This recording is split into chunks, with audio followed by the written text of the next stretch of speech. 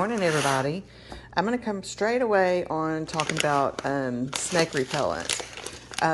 We lost one of our baby hens, chickens. Actually, I think it was a rooster because he always kind of went off by himself. Anyway, it happened so quick, and we've never seen the snake, but it was a snake. It kind of just left the baby there, and his neck and head was wet.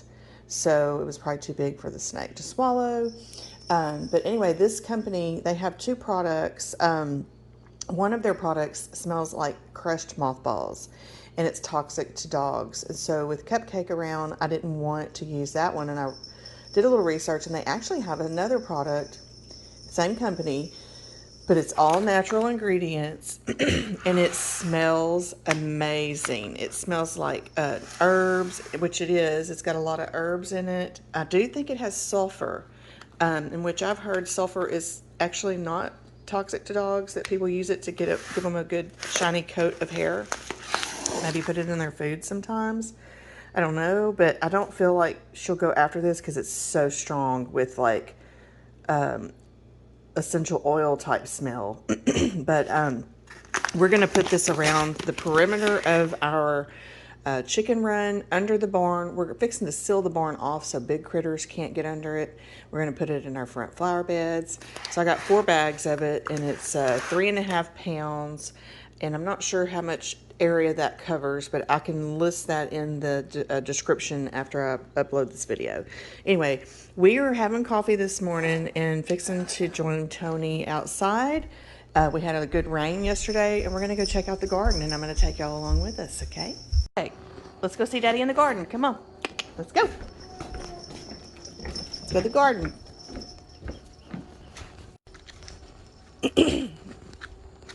Garden's looking good, y'all. Crimson clover looks like it got a beating, but it will perk back up. My nasturtium is coming up nicely. I read some wonderful things about that last night.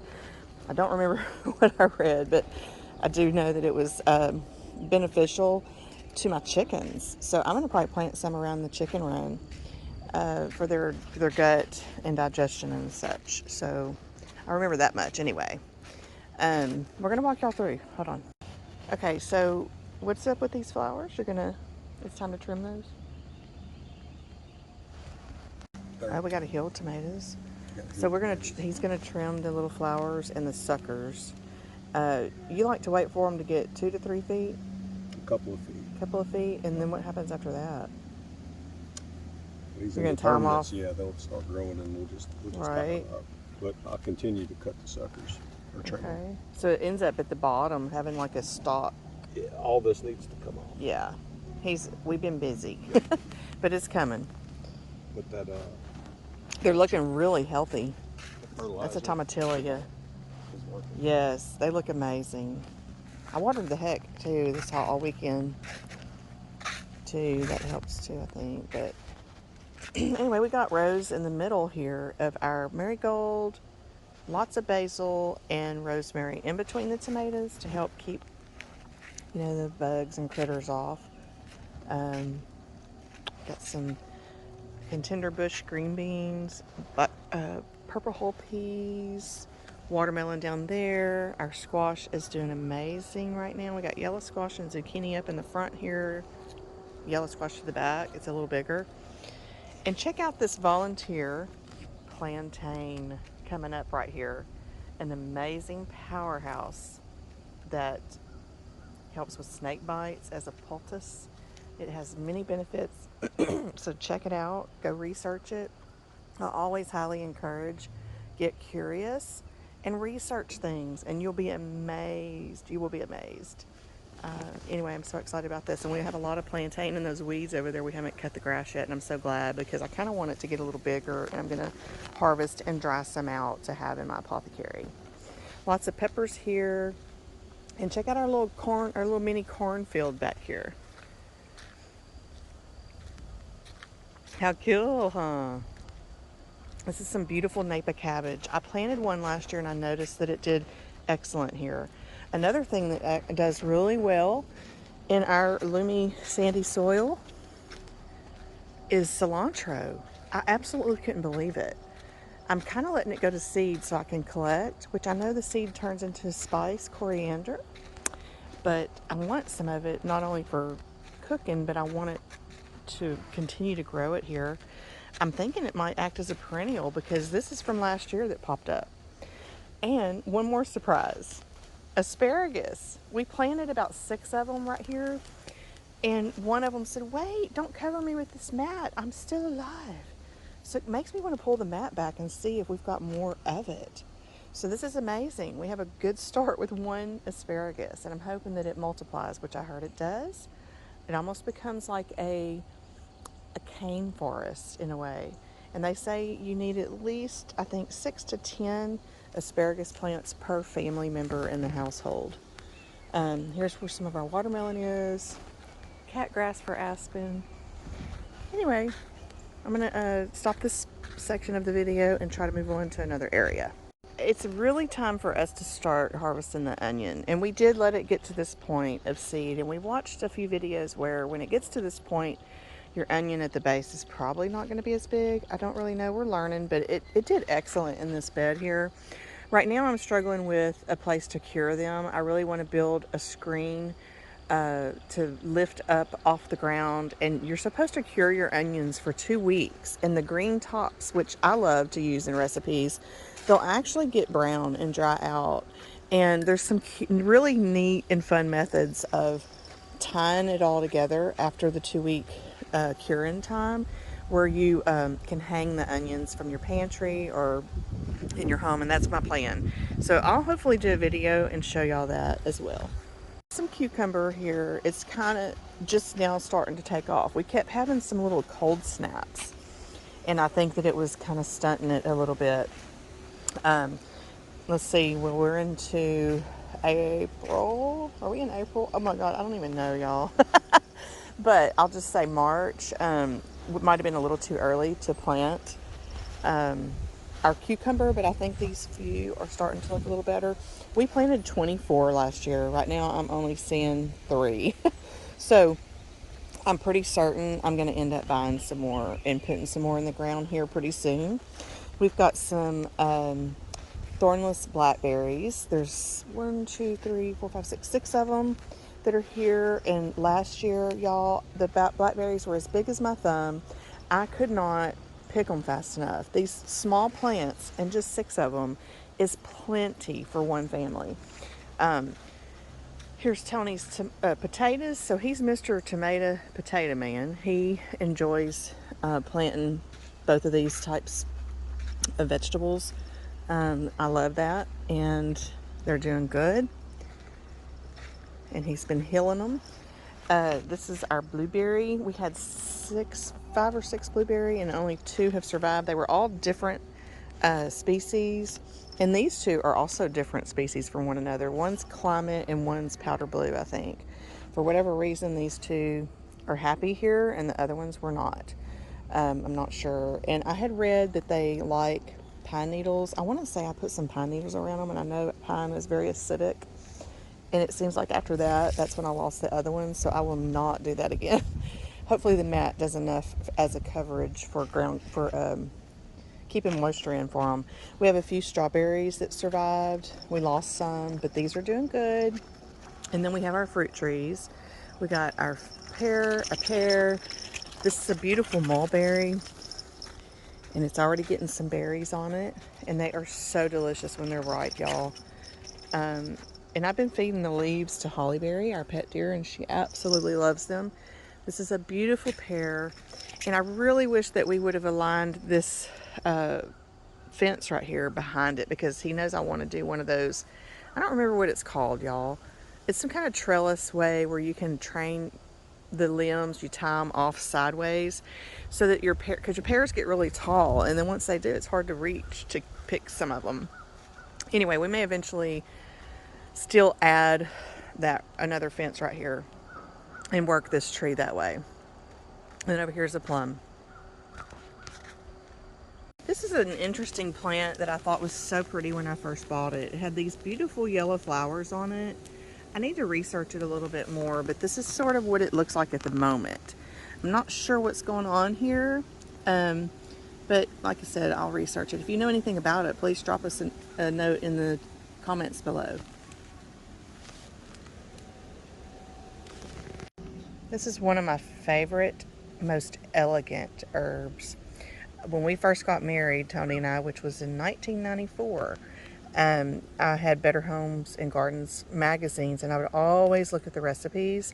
And there was just this delicious, like roasted chicken, and then you use the brine, the drippings to make a delicious, elegant wine gravy. And I would add wine, like a white wine, to it, and tarragon. And something about the combination of wine and tarragon is just a beautiful flavor. You either like it or you don't. I don't know. So let me know if y'all have ever tried that. I think it's amazing. Dandelions coming up out here, and as you can see, like the soil all throughout the path is not amended.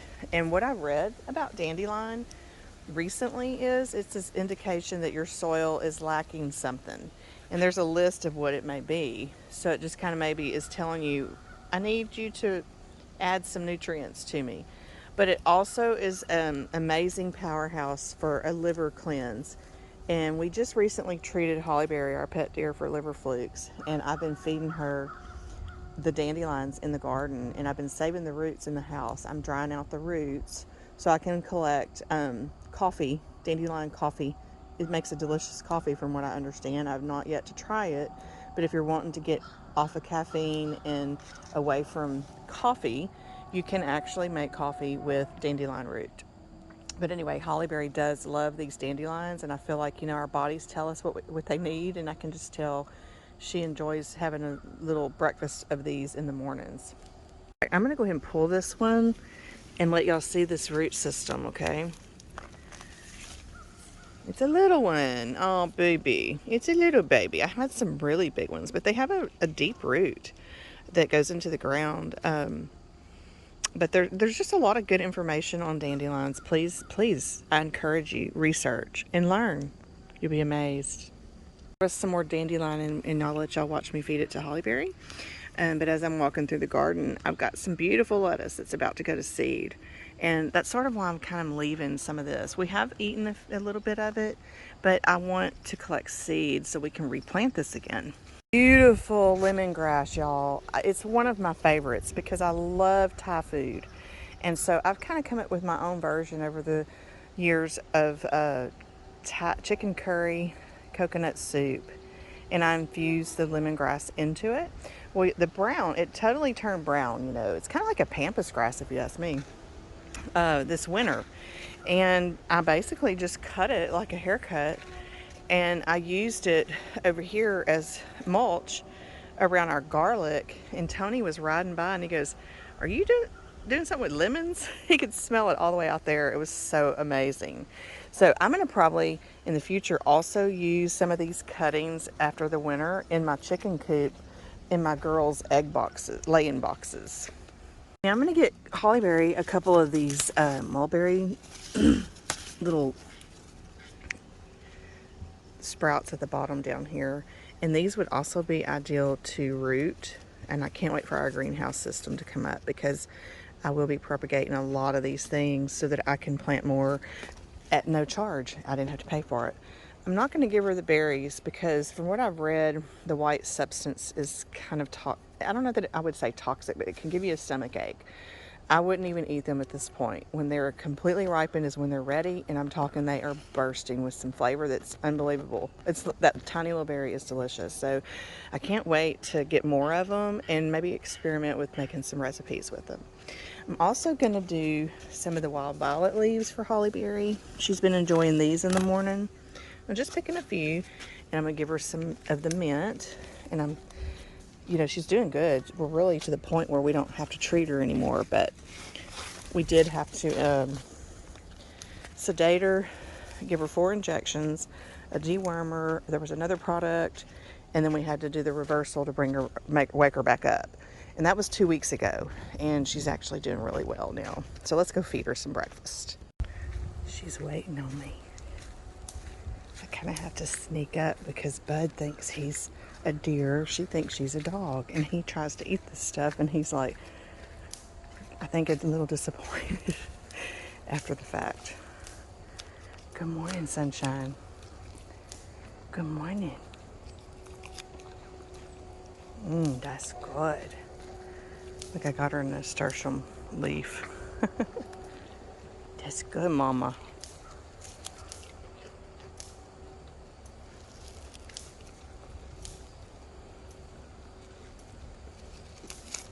She went after the mint. There went the mint. Let's see how she likes this nasturtium. Here. She liked it. Good girl. You hear my electric fence popping in the background. It rained, so there's probably a piece of grass or something touching it that's wet.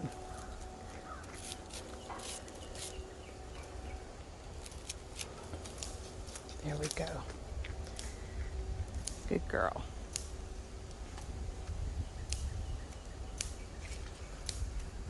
Okay, bye, Holly. I'm going to go show them the other McGregor's garden. Cannot wait for the greenhouse to go up. Some exciting things to come with that. I'll save it for the next video or two down the road. But it's coming. It's coming soon because we're getting finished up with the chicken run and the white fence. I've got some more elderberry here. This is yellow squash that I was experimenting with in eggshells. I poked a hole in the eggshells. I put 2 seeds per shell and it's doing really good. It's time for me to put it in the ground somewhere. This is my McGregor garden. Sunflowers, I've got wildflowers, chamomile, roses. I even put turnips and it looks like mustard greens too. I've got my rosemary, mint, calendula, roses. I did some gladiolas, mint, and I did the same over here. Look how interesting though. Look how full this side is versus this side.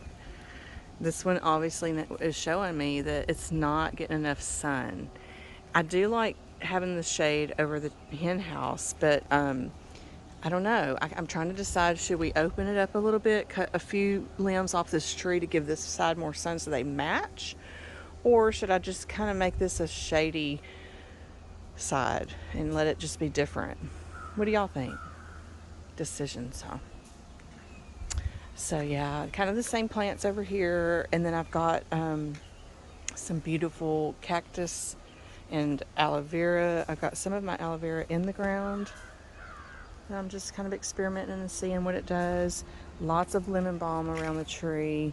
Gladiolas at the back of the lemon balm coming up. And zinnias and dahlias are my favorite since we've moved here. They're so easy to grow and such a beautiful display of color. And they're also known as, look at that big limb that fell. Oh my gosh. They're also known as cut flowers because they have a really tall stem and they're known for cut flowers to cut and put in a vase and decorate your home with it. And a lot of, homesteaders or gardeners sell them at what do you call it? You know what I'm saying? Farmer markets. So it's something, I don't know, I may end up doing.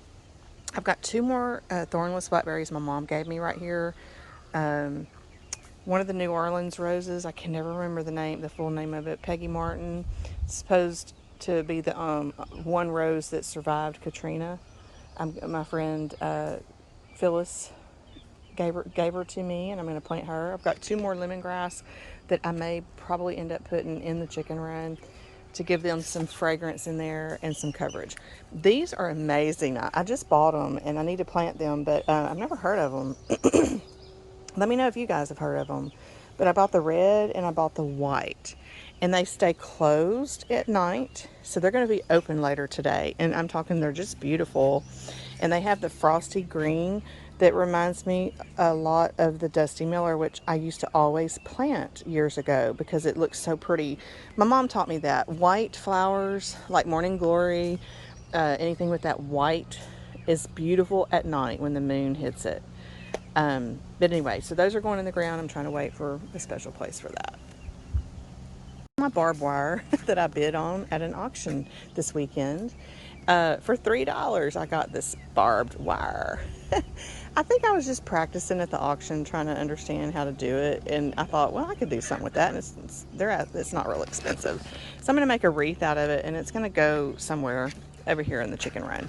But I did also auction for a beautiful hen, and we named her Patience because we had to be patient. We were at the auction for 4 hours this weekend. My friend Tracy went with me, bless her heart. City slicker, sort of. I'm changing her. Just kidding. But she did good, and she hung with me for 4 hours to get this pretty girl over here. And then when we got home, it was after dark, and I introduced her to my other girls, and she would bully them. So I currently have her isolated, which you should do anyway, because you want to make sure they're healthy before you mix them with your flock. So one thing we did discover, and there's no eggs, she's not laying, I don't know why, is she had mites. So we have treated her, my neighbor, I'm surrounded by a lot of, like, what am I trying to say, seasoned country folks. And my neighbor Darla came and showed me how to see if she has mites. And you look at her vent area, and she had them. She had some like almost transparent looking ones. So they tell me how they treat theirs is with 7 Dust. And I'm getting ready to stop using 7 Dust in my garden because she informed me that it is actually kind of toxic. I don't know. I need to look further into this, but I'd rather diatomaceous earth, which is also a good way to treat mites. And I don't know. I'm thinking she had mites because maybe where she came from, she didn't have a big run where she could have free range and do her dust baths. That's why dust baths are important for chickens, because it keeps them healthy. But anyway, so we named her Patience because I was ready to find her home after I saw her bullying mine, and it upset me. And so I just prayed about it, and we're going to give her some time. I'm going to have patience with Patience. Hey, pretty girl. Hey, pretty girl. We're not sure what she is either. I've had several people suggest that she might be a sapphire gem, or possibly a blue maron. I don't know. And she hasn't laid an egg. So the sapphire gems, from what I understand, lay these torpedo huge eggs. And it's a new breed that comes from Russia, I believe. And they lay these huge eggs, and really quickly. Like, they start laying very early. Now, my neighbor did check her vent, and she taught me how to do this as well to see if she is laying eggs. And she should be, because her bone structure is far enough apart for 2 fingers to, kind of go between the bone structure. But she's been in here since Saturday, and I have no eggs. So I don't know if it's because she's trying to adjust or what's going on. The young boy that owned her, I asked how old she was. He said she's about 1 year old. I don't know if he really knew, because he kind of acted like he wasn't sure. But if she's just 1 year old, she should be laying. And she's pretty sweet. I mean, other than with my girls, she wasn't. But I'm thinking because she had the mites and the trauma of, staying in the cage at the auction, she's just probably not in a good mood, huh, Mama? Ain't you a pretty girl? Are you a pretty girl? Who's a pretty girl? Who's a pretty girl? I love you. I love you. You're a pretty girl. Yes, ma'am. Okay, I'm not going to force to pet her. She will let me, though. There's Ruffles. These are some of my biddies. This is my buff Polish. And in the house, we got a white crest Polish that's 1 week old and a silver laced Polish that is 1 week old. And I named my girl in there. We think the white crest is a roux. And we named my silver lace girl Wildflower. I don't have a name for the boy yet. But anyway, that's Ruffles. And then Ruffles is in here with, I believe they're Serrama bantams. And we think maybe 3 of them could be roosters. And I'm not sure what this beautiful girl is right there. If she's a Sussex. I tried to research it last night. I need to get a good picture of her so I can post it in my Southeast Texas Chicken Poop for the Soul group on Facebook. It's actually Warren, Texas Chicken Poop for the Soul now. And I'm also in a backyard chicken group that's loaded with a lot of chicken people. Let's see if they know what breed she is. She's got feather feet. So she's some kind of a Cochin, or I'm thinking a speckled Sussex. I don't know. I love her. She's beautiful. Hi, Ruffles. Hi, Ruffles. She's a pretty girl. She's a pretty girl. He's such a pretty girl. I know he's a pretty girl. I am a pretty girl, Mama. I'm a pretty, pretty girl. Yes, I am a pretty, pretty girl. Oh my God, I love these babies. So I've been taking them out most of the days, the last, say, week or two, and putting them in here during the day so that my other girls can get acclimated to them once I get, blend them together. And from my understanding, you want to wait. Sorry, y'all, I have to lock this. You want to wait until they're full grown before you start blending with your other chickens, because they will kill them. They will, if they weren't raised together. Okay, I'm fixing to go around to the other side, and we're going to let the girls out. Let me show y'all a little bit of the decorations I've done. This chandelier came from the candle cottage, and then the mirror, like I said in that last video, came from the trash pile. I got this from an antique shop, the burlap, and I had just enough to ruffle this out here and around the cage. How cute, huh? And so there's a lot more I still want to do. So stay tuned for that. There's no telling. So let's go let the big girls out. I gotta fix my sign. We getting crazy around here. Still painting. We got more to do. That's gonna all go around the base of the barn. But we gotta spread the snake stuff first. I want y'all to see these girls when I open it. And we think we have mostly hens now. I was thinking